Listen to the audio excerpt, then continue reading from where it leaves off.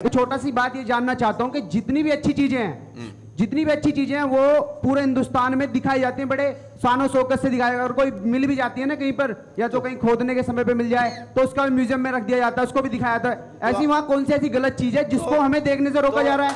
आप हमें बताओ, वहाँ कुछ ना कुछ तो है। आप कहते हैं इस्लाम धर्म कबूल करके जाओ, ये तो कोई छोटा एक तुक नहीं हुआ, ये कुतर्क हो गया। या तो आप हमें सही तर्क देके बताएं कि वहां पे हम क्यों नहीं जा सकते। जहालत और इग्नोरेंस के एक से एक नमूने सुदर्शन न्यूज पर आते हैं। ये साहब भी उनमें से एक हैं। इनकी गंगा भी उल्टी ही बहती है।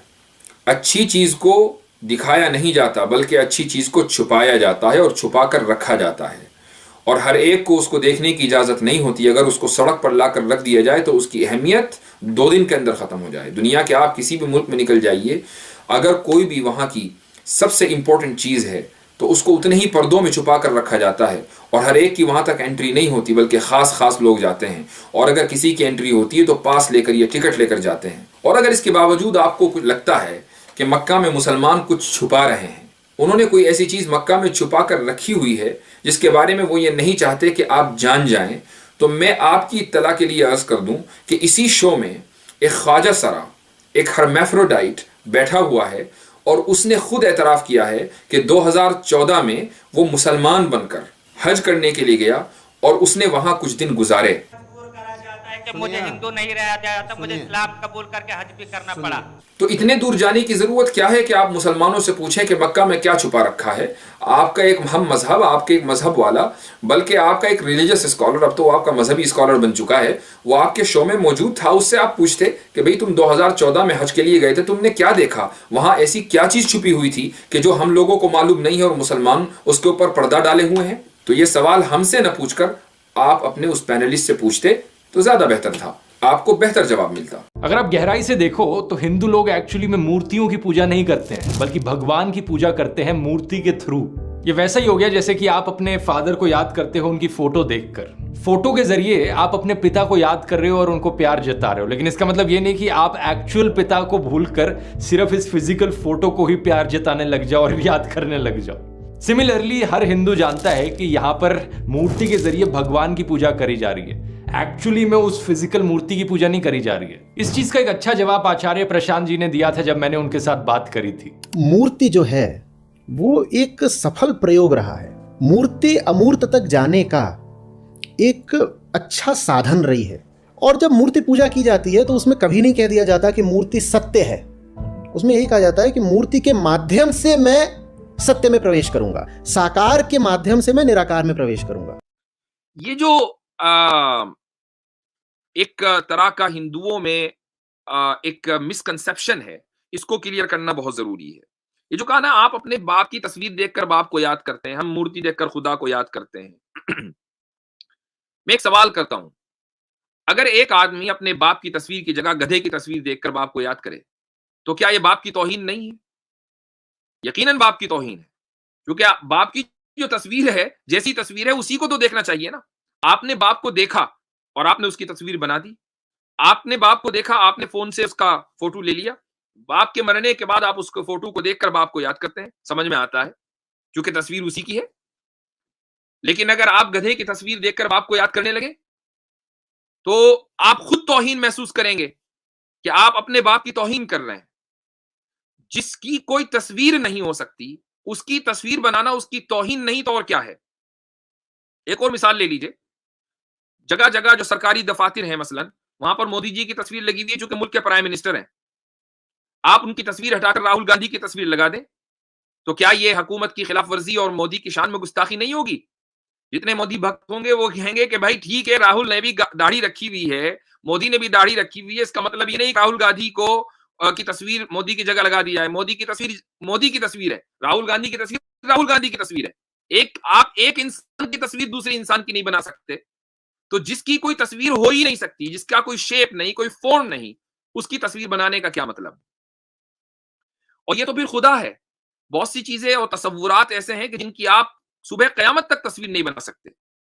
कोई आदमी बुज़दिली और बहादुरी की तस्वीर बनाकर दिखाए, हाँ, बुज़दिल और बहादुर की तस्वीर बना सकते हैं आप, क्योंकि बुज़दिल इंसान होता है, बहादुर इंसान होता है। लेकिन बुज़दिली और बहादुरी एक कॉन्सेप्ट है। आप उस कॉन्सेप्ट की तस्वीर बना दें और ऐसी तस्वीर बना दें कि सारी दुनिया उसको तस्लीम कर ले कि हाँ यही बुजदिली की तस्वीर है, हाँ यही बहादुरी की तस्वीर है। तो जो चीजें इंसान से मुताल्लिक हैं, जो उसकी सिफत और उसकी खुसूसियात, हम अगर उसकी तस्वीर नहीं बना सकते तो खुदा के जिसने कभी अपनी तस्वीर दुनिया को नहीं दिखाई, खुदा के जिसकी कोई तस्वीर नहीं है, जिसका कोई शेप नहीं है, जिसका फॉर्म नहीं है, उसकी तस्वीर इंसान अगर बनाए तो क्या यह खुदा की शान में गुस्ताखी नहीं होगी? इस्लाम का कानून, अगर अनुच्छेद 25 कहता है धार्मिक कानून, इस्लाम का कानून है कि चोरी करे तो हाथ काट दो, है ना? कोई मुसलमान चोरी करे ना तो उसका हाथ काटिए, कहिए काहे काटिए? तो अनुच्छेद 25 तुम्हारी धार्मिक स्वतंत्रता, इस्लाम कहता है हाथ काट दो, तो कहेगा ना हाँ हमारा हाथ काटेंगे, इस्लाम बाहर में गया। पर हमको भारतीय दंड संहिता, इंडियन पिनल कोड की तरह चोरी की सजा दीजिए, 2 साल जेल में रखिए, हाथ काहे काटिएगा? वहां उनको इस्लाम नहीं दिखेगा। वहां भी कहिए ना कि चोर फांसी की सजा इस्लाम में नहीं है, सर काट देना है। महिला कोई गुनाह करे तो पत्थर से मारना है उसको, वहां पे सोचिए चौराहा पे खड़ा करके पत्थर से कूच के मार देता है सब, सर काट दीजिए, मौत का बदला मौत, हाथ का बदला हाथ, आंख का बदला आंख, यही होता है ना इस्लाम में। तो मुसलमान लोग या मुसलमान के मौलाना लोग जो समान दंड संहिता थी उसे मान लिया। दंड संहिता में भी तो आप कहिए कि मुसलमानों का दंड कानून अलग रखिए। अगर ऐसा कर देंगे तो आप भी पढ़े होंगे कि सबसे टफ कानून सऊदी अरब का है, आधा मुसलमान कटा के फेंका जाएंगे लोग अगर इस्लामिक कानून लगा दीजिए तो। बहुत टफ कानून है इस्लाम का कानून वहां पे। तो वहां पे उनका इस्लाम नहीं खतरे में आया, वहां को इस्लाम का कानून। अच्छा जी, तो सऊदी अरब का कानून बहुत खतरनाक है। अगर वो कानून लागू हो गया तो आधे लोग क्या कहा इन्होंने, कटा के फिरा जाएंगे, यानी उनका हाथ कट जाएगा।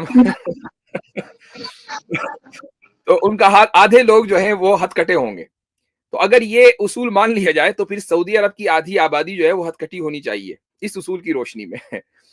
अच्छा, दूसरी बात, जहालत अपने उरूज पर है कि सिविल कोड को और क्रिमिनल कोड को उन्होंने खान सर ने मिक्स कर दिया। ये जानते हुए, आई एम श्योर कि ये नहीं जानते हुए, यानी मैं नहीं कहता कि वो जानते, वो नहीं जानते। सिविल कोड, जब आप कोई केस सिविल अदालत में लेकर जाते हैं तो वहां जो 2 पार्टीज होती हैं वो 2 इंडिविजुअल्स होते हैं। एक को आप प्लेंटिफ कह लें और दूसरे को आप डिफेंडेंट कह लें। मसलन मैं अगर आपके खिलाफ केस कर दूं किसी मामले में और वो सिविल मैटर हो, तो आप केस का नाम इस तरह देंगे कि ये केस यासिर नदीम अल वाजदी बनाम मसलन खान सर मसलन ये केस है। तो अब 2 इंडिविजुअल्स के दरमियान है। लेकिन जो क्रिमिनल कोड होता है वो इंडिविजुअल्स के दरमियान नहीं होता, बल्कि वो इंडिविजुअल वर्सेस स्टेट होता है। मिसाल के तौर पर अगर कोई शख्स कोई जुर्म कर दे, चोरी कर ले, डाका डाल दे, किसी को कत्ल कर दे, तो अब कातिल और मकतूल के दरमियान केस नहीं होगा, मकतूल तो गया, या चोर और जिसकी चोरी हुई है जिसके यहाँ, उसके दरमियान वो केस नहीं होगा, बल्कि ये होगा कि Khan sir versus state of India. तो अब मान लीजिए खान सर ने कोई जुर्म किया है तो खान सर फंसेंगे और स्टेट जो है वो प्लेंटिफ होगा और खान सर जो है वो डिफेंडेंट होंगे। दोनों में बड़ा फर्क है, पहला फर्क। दूसरी बात, अगर आप ये कहते हैं ना कि भाई मुसलमानों को अपने ही क्रिमिनल कोड से बड़ा डर लगता है, ऐसा नहीं है। दुनिया के किसी भी मुल्क में अगर आप मुसलमानों से ये कहें और मुसलमान अपनी कुरान और सुन्नत से मोहब्बत करने वाले हों, और दुनिया में अक्सरियत अल्हम्दुलिल्लाह अभी भी ऐसी ही है कि भाई आपको इख्तियार है कि आपको हम सिविल कोड भी देंगे और क्रिमिनल कोड भी देंगे, तो मुसलमान बिल्कुल भागकर उस चीज को एक्सेप्ट करेगा। लेकिन क्या हुकूमत इस चीज के लिए तैयार है?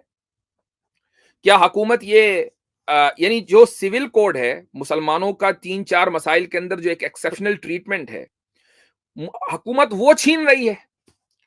आप ये कह रहे हैं कि नहीं क्रिमिनल कोड भी अलग होना चाहिए, तो आप ये चाहते हैं कि मुसलमान अपना एक्सक्लूसिव क्रिमिनल कोड डिमांड करें। अगर आप ये चाहते हैं तो ठीक है, मुसलमान डिमांड करेंगे।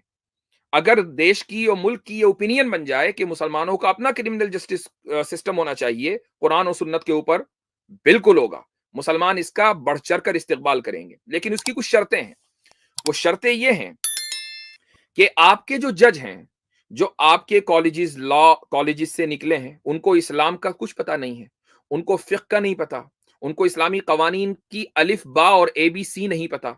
लिहाजा जो फुकहा होंगे, आपको उनको, यानी जो फिक़्ह के माहिर होंगे मुसलमान, आपको उनको जजेस हायर करना पड़ेगा। वो जजेस बनेंगे, उनकी अदालतों के अंदर जब केस जाएगा तो जाहिर है कि वो फिर इस बात का इख्तियार रखेंगे कि वो क्रिमिनल मसले के अंदर कोई फैसला सुनाए। अल्लाह को किसने बनाया?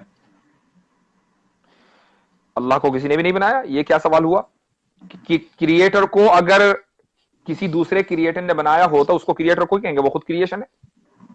तो वो खुद ब खुद आ गया। कहां से? वही मैं कह रहा हूं कि वो उसका एग्जिस्टेंस क्या है। हाँ, नहीं, मैंने पूछा आपसे, आपने कहा वो खुद ब खुद आ गया, कहां से? वही तो मैं आपसे सवाल कर रहा हूं कि वो जो है, अगर आप कह रहे हैं कि उसको किसी ने नहीं बनाया, तो इसका मतलब है कि वो मतलब खुद ब खुद एग्जिस्ट करता है और उसको जो है किसी को मतलब खुद ब खुद है वो। एक मिनट, ये बताइए कि आपने कंप्यूटर बनाया है ना? तो क्या कंप्यूटर के अंदर बैठे हैं आप या कंप्यूटर के बाहर बैठे हैं? बाहर बैठा हूं। अल्लाह ने टाइम बनाया है, तो वो टाइम के अंदर कैसे बैठेगा? वो टाइम के बाहर है। अल्लाह ने स्पेस बनाया है, ये जो पूरा मकान है, पूरा यूनिवर्स है, वो यूनिवर्स में क्यों बैठेगा? वो यूनिवर्स के बाहर है।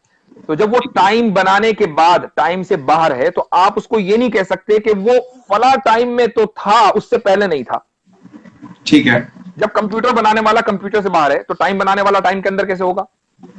ठीक है, तो बट उसका भी तो एक टाइम होगा ना, उसका भी तो एक स्पेस होगा जिसमें वो है।